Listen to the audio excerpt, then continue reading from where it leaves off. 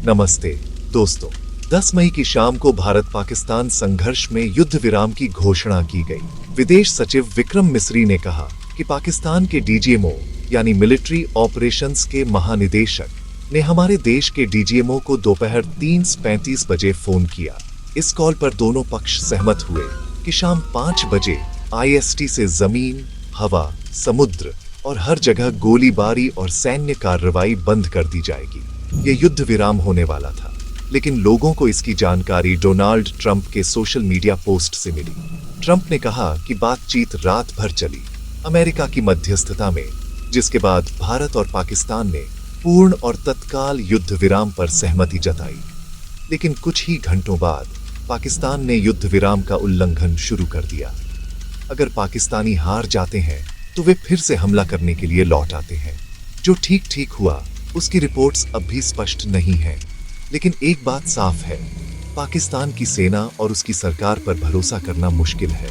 पाकिस्तानी राजनीति जो वर्षों से अपनी जमीन पर आतंकवाद का समर्थन करती आई है, आतंकवाद को प्रायोजित करती आई है, अपनी गतिविधियों को अचानक रोक दे, क्या वाकई उम्मीद की जा सकती है? इस उदाहरण को देखिए। पिछले वीडियो में मैंने आपको बताया था कि पहलगाम आतंकी हमले की जिम्मेदारी पाकिस्तानी आतंकी समूह TRF ने ली थी, लश्कर-ए-तैयबा की एक छाया समूह। इसके जवाब में भारत ने ऑपरेशन सिंदूर लॉन्च किया और पाकिस्तान में 9 आतंकी ठिकानों पर हमला किया। प्रेस ब्रीफिंग के दौरान खुलासा हुआ कि ये निशाने विश्वसनीय खुफिया इनपुट के आधार पर चुने गए थे, ताकि कोई नागरिक बुनियादी ढांचा क्षतिग्रस्त न हो और कोई नागरिक जीवन का नुकसान न हो। 9 आतंकी कैंपों को निशाना बनाया गया और सफलतापूर्वक नष्ट कर दिया गया। स्थान ऐसे चुने गए थे ताकि नागरिक बुनियादी ढांचे को नुकसान न पहुंचे और कोई नागरिक जीवन का नुकसान न हो। लेकिन पाकिस्तान का इस पर जवाब एक बार फिर साबित करता है कि पाकिस्तान की सरकार और उसकी सेना आतंकवाद का समर्थन करती है। और भारत के पाकिस्तान अधिकृत कश्मीर में आतंकी कैंपों पर सटीक हमलों के बाद इस्लामाबाद ने नियंत्रण रेखा के साथ नागरिक गांवों पर गोलाबारी करके जवाबी कार्रवाई की। पाकिस्तान एक राज्य के रूप में आतंकवाद का प्रायोजक है। मैं यह क्यों कह रहा हूं? क्योंकि उन्होंने सभी अंतर्राष्ट्रीय प्रोटोकॉल की अनदेखी की और कायरतापूर्ण तरीके से नागरिकों पर हमला किया। ऑपरेशन सिंदूर के बाद पाकिस्तान ने LOC पर अकारण गोलीबारी शुरू की। न केवल इतना, उन्होंने मोर्टार और शेल से भारतीय नागरिक घरों पर बमबारी की। पूंछ सीमा के पास स्थित एक शहर है, वहां कम से कम 16 लोग मारे गए और कुल 29 लोग घायल हुए, जिनमें से 44 नागरिक थे। कुल 16 नागरिक मारे गए हैं और 29 अन्य घायल हुए हैं। इन हमलों में पूंछ के निवासी हरचरण सिंह ने कहा कि उनका दोस्त रिजवान अपने बच्चों के साथ था जब एक शेल ने उनकी कार को निशाना बनाया। उनके दोनों बच्चे 14 साल का और 12 साल का मारे गए। इस फोटो को देखिए जो द इंडिपेंडेंट में प्रकाशित हुई। ये 12 साल के जुड़वां बच्चे जैन और जोया जब पूंछ पर बम गिराए गए तो एक बम उनके घर पर गिरा। अपने पिता का हाथ थामे वे सुरक्षित जगह जा रहे थे जब सड़क पर एक और बम गिरा। दुर्भाग्य से वे बच नहीं सके। उनके पिता रमीज खान घायल हुए और अब अस्पताल में हैं। जो सेना जानबूझकर और इरादतन निर्दोष नागरिकों पर हमला करती है, निर्दोष बच्चों को मारती है, क्या उसे आतंकी राज्य नहीं कहना चाहिए? दोस्तों, यह वीडियो पाकिस्तानी जनता के लिए खास तौर पर महत्वपूर्ण है। इस चैनल के दर्शकों में लगभग 6% पाकिस्तान से हैं और मुझे लगता है कि उनके सामने यह सच्चाई रखना जरूरी है, क्योंकि उनका मीडिया, उनकी सरकार और उनकी सेना उन्हें कभी नहीं बताएंगे। एक छोटी सी घोषणा, इस महीने के EI मास्टर क्लास के लिए स्पॉट्स खुल गए हैं। अगर आप पहले ज्वाइन नहीं कर पाए तो अब मौका है, आप आज ही कर सकते हैं।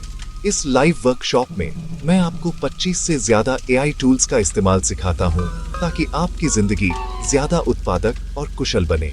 आपको लिंक डिस्क्रिप्शन में मिलेगा या आप इस QR को स्कैन कर सकते हैं। आइए ऑपरेशन सिंदूर में भारत द्वारा हमला किए गए 9 आतंकी ठिकानों में से कुछ को देखें। मुरिदके में मारकाज तैयबा हाफिज सईद का मुख्यालय था।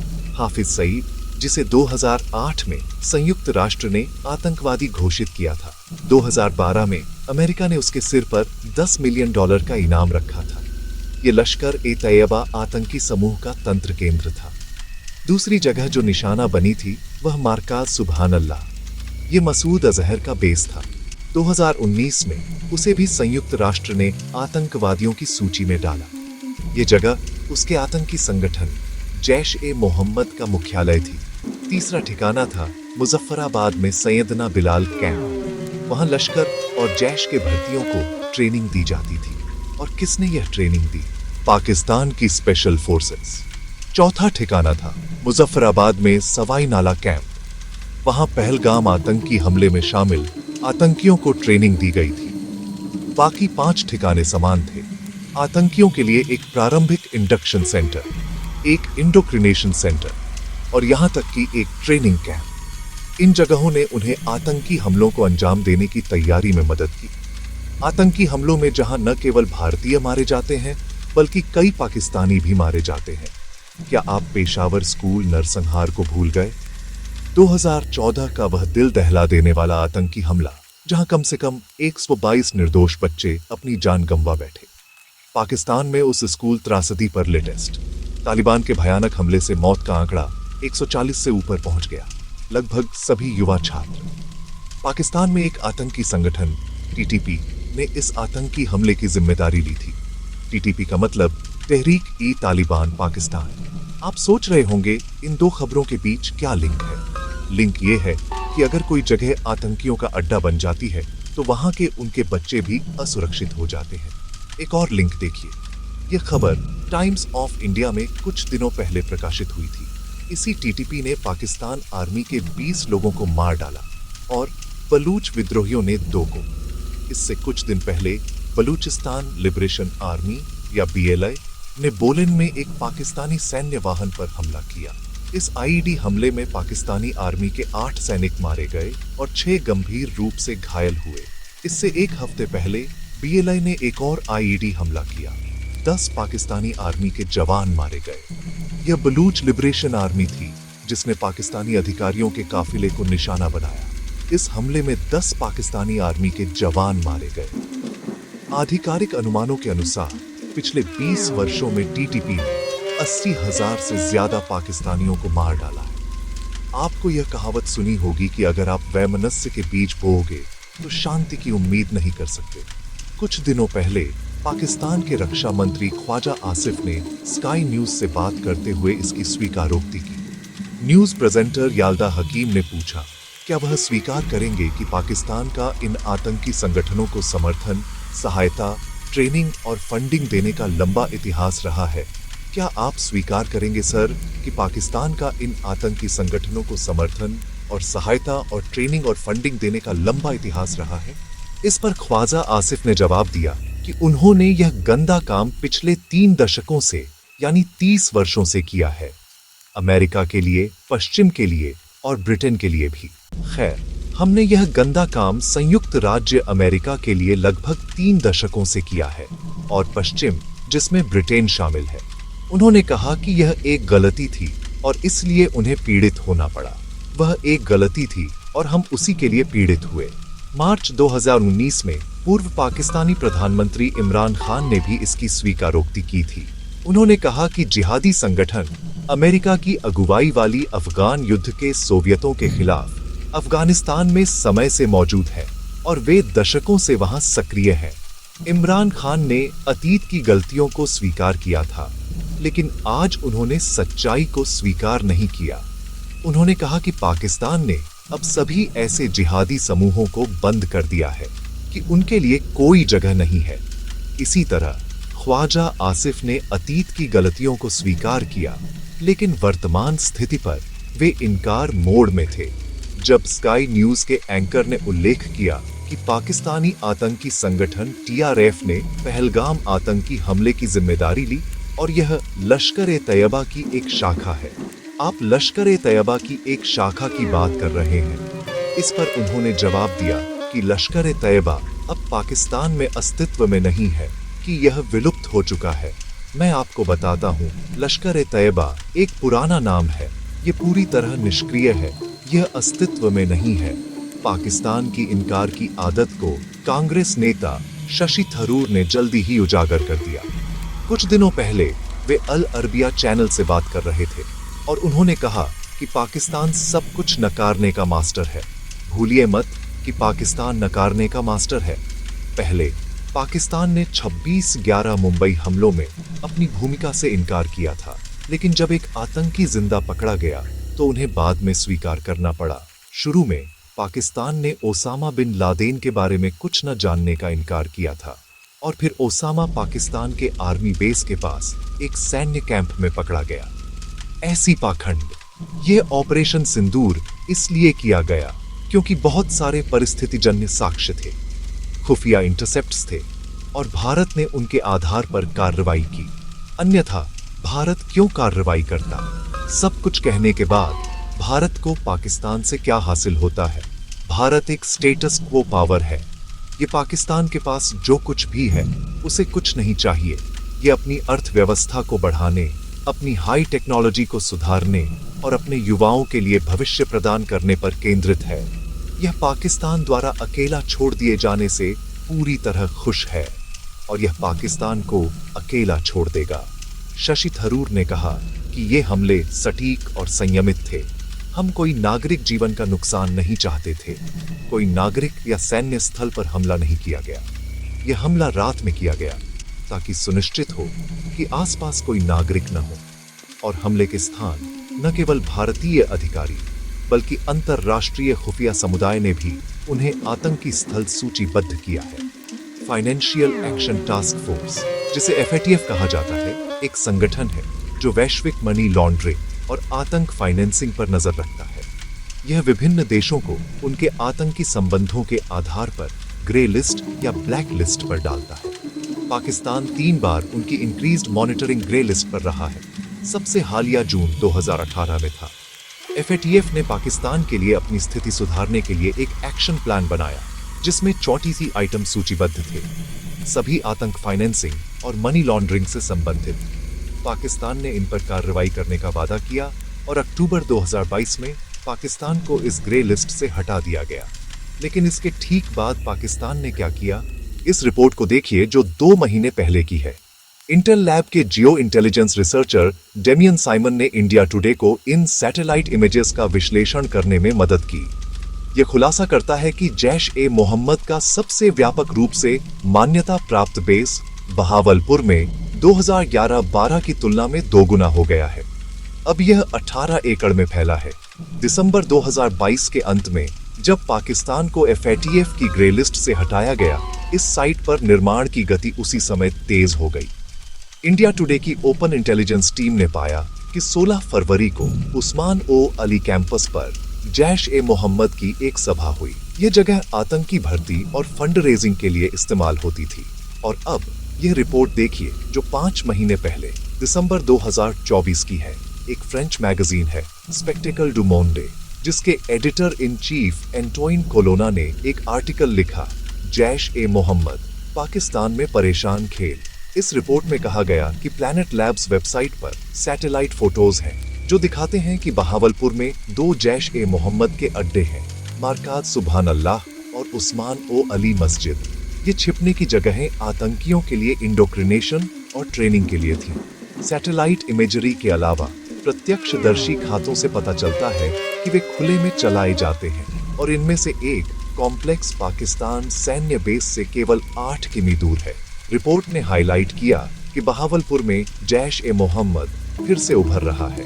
2019 पुलवामा हमले के बाद पाकिस्तान ने घोषणा की कि बहावलपुर में जैश-ए-मोहम्मद मुख्यालय का प्रशासन राज्य द्वारा ले लिया जाएगा। बहावलपुर डिप्टी कमिश्नर शहजेब सईद ने विजिटिंग पत्रकार को बताया कि यह सिर्फ एक सामान्य मदरसा है, जैश-ए-मोहम्मद से कोई लिंक नहीं। लेकिन इस रिपोर्ट को देखिए जो द प्रिंट में अक्टूबर 2022 में प्रकाशित हुई। 2 स्रोतों ने द प्रिंट को बताया कि जैश-ए-मोहम्मद ने हाल ही में 4 एकड़ जमीन खरीदी और वे अपना बहावलपुर कॉम्प्लेक्स विस्तारित कर रहे थे। गांव के एक स्थानीय नंबरदार जाहिद चन्नर ने यह जमीन अब्दुल रऊफ को बेची। अब्दुल रऊफ मसूद अजहर का भाई है। 2010 में अमेरिका ने उसे भी डेजिग्नेटेड टेररिस्ट घोषित किया था। वह इसलिए क्योंकि वह 2008 में भारत पर हमलों के लिए जिम्मेदार था। यही अब्दुल रऊफ मारे गए आतंकियों की जनाजे की नमाज पढ़ते हुए एक फोटो में दिखा, और उसके पीछे उसी फोटो में पाकिस्तान के सैन्य कर्मी दिखते हैं। यहाँ तक कि ताबूतों को पाकिस्तान का राष्ट्रीय ध्वज से सम्मानित किया गया। ये दिखाता है कि इन आतंकियों को राज्य की अंतिम यात्रा दी जा रही थी। सोचिए, ये पाकिस्तानी राज्य के बारे में क्या कहता है। यूके में भारतीय हाई कमिश्नर विक्रम डोराइस्वामी ने स्काई न्यूज को दिए इंटरव्यू में यह फोटो पेश की। विदेश सचिव विक्रम मिस्री ने भी यह फोटो पेश की। और प्रमाण की क्या जरूरत है। द प्रिंट को जैश-ए-मोहम्मद की एक बच्चों की मैगजीन मिली, जिसका टाइटल था मुस्लिम किड्स। यह दिखाता था कि मदरसे में पढ़ने वाले 600 बच्चों को जिहाद का समर्थन करने को कहा जा रहा था। नवंबर 2022 में द प्रिंट को ऐसी फोटोज और वीडियोस मिले जो दिखाते हैं कि उस साल हासिल की गई जमीन पर जैश-ए-मोहम्मद ने पहले ही निर्माण शुरू कर दिया था। ये चीजें इसे बेहद स्पष्ट बनाती हैं कि शशि थरूर के दावे 100% सच्चे थे। ये बेहद प्रसिद्ध आतंकी बेस है। बहावलपुर में जैश-ए-मोहम्मद का मुख्यालय और मुरिदके में लश्कर-ए-तैयबा का मुख्यालय, ये निर्दोष जगह नहीं है। भारत के हमलों के स्थान बहावलपुर साइट पर यह एक प्रसिद्ध आतंकी स्थल था। 3 जनवरी 2022 को जैश-ए-मोहम्मद ने पीओके में एक सार्वजनिक सभा की। दिसंबर 2021 में श्रीनगर पुलिस पर आतंकी हमले के लिए उन्होंने जिम्मेदारी ली और भविष्य के आतंकी ऑपरेशंस के लिए fund जुटाया।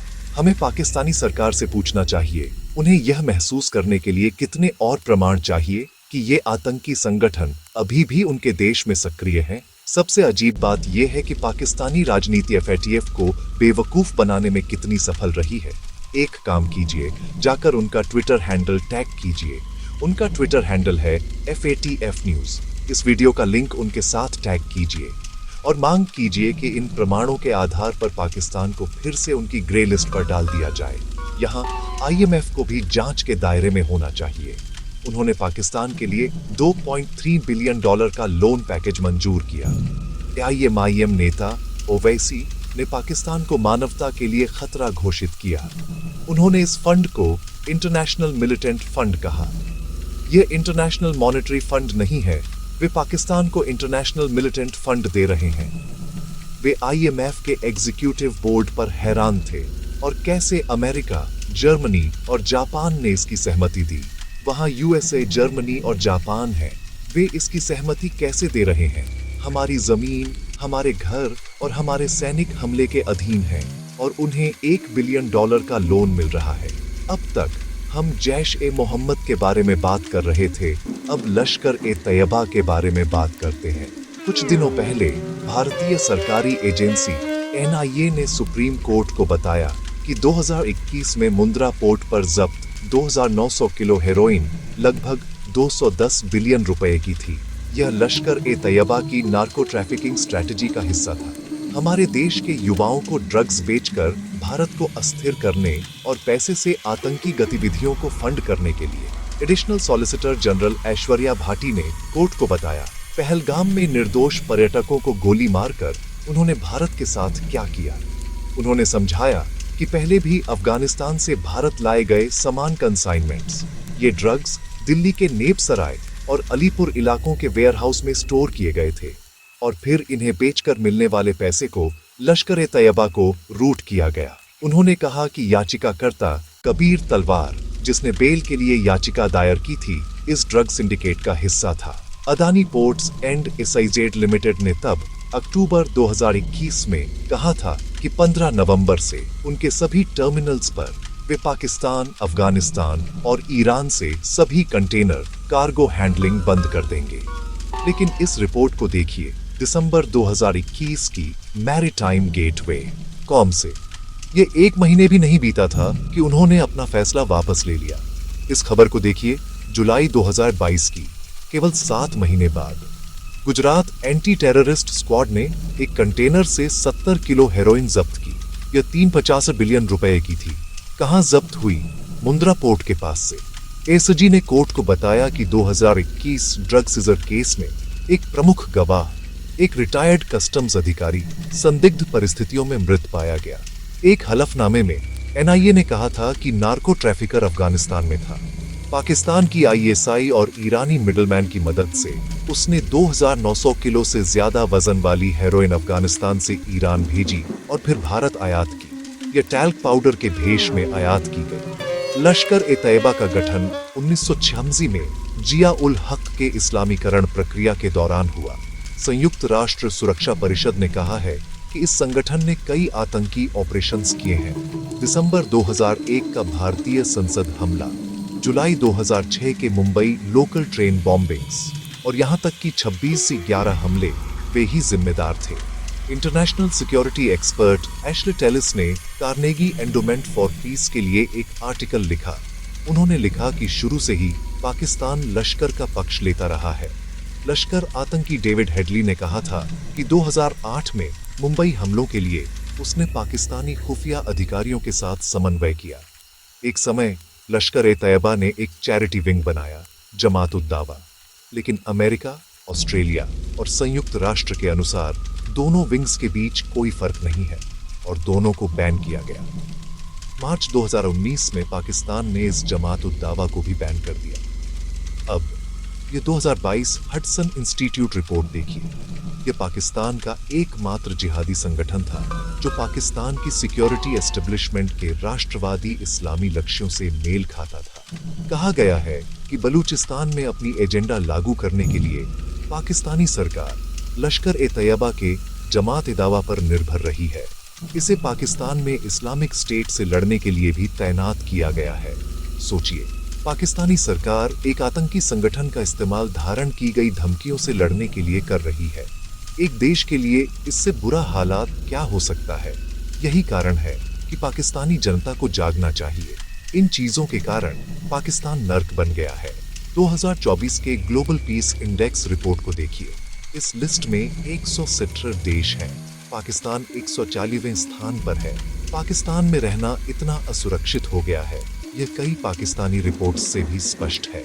Centre for research and security studies एक इस्लामाबाद आधारित थिंक टैंक है। उनकी रिपोर्ट में उन्होंने कहा है कि पाकिस्तान की सिक्योरिटी फोर्सेस के लिए 2024 का साल पिछले 10 वर्षों में सबसे घातक रहा है। पिछले साल की तुलना में पाकिस्तान में हमलों में 40% की वृद्धि हुई। कुल 905 घटनाएं, जिनमें से 444 इस्लामी आतंकी हमले थे, जिनमें 685 सैनिक और पुलिस अधिकारी मारे गए और 927 नागरिक थी। पिछले कुछ दशकों से पाकिस्तानियों को इस तरह बेवकूफ बनाया जा रहा है। कुछ सत्ता लोलुप राजनेता बिना वजह भारत से संघर्ष शुरू करते हैं, केवल कुछ मसल फ्लेक्सिंग के लिए, और इसे देश का तानाशाह बनने का अवसर बनाते हैं। वे अपनी संविधान की परवाह नहीं करते। इसे लागू करना और निरस्त करना। किसी को लोकतंत्र की परवाह नहीं। लोकतंत्र के मामले में आज तक कोई पाकिस्तानी प्रधानमंत्री 5 साल का कार्यकाल पूरा नहीं कर पाया। वे गोली मार दिए जाते हैं, उखाड़ फेंके जाते हैं, फांसी दी जाती है, निर्वासित किए जाते हैं और यहाँ तक कि कैद भी। पूर्व पीएम इमरान खान अभी भी जेल में है। रिपोर्ट्स के अनुसार उनका यातना दी गई है। कोई निष्पक्ष चुनाव नहीं है। उन्होंने अपने देश का मजाक बना दिया है। ये स्थितियां आम लोगों के लिए जीवन कठिन बनाती हैं। क्या आप याद करते हैं कि मार्च 2023 में कराची में क्या हुआ? एक भगदड़ में 11 लोग मारे गए, जिनमें 5 महिलाएं और 3 बच्चे शामिल थे। भगदड़ ओकियू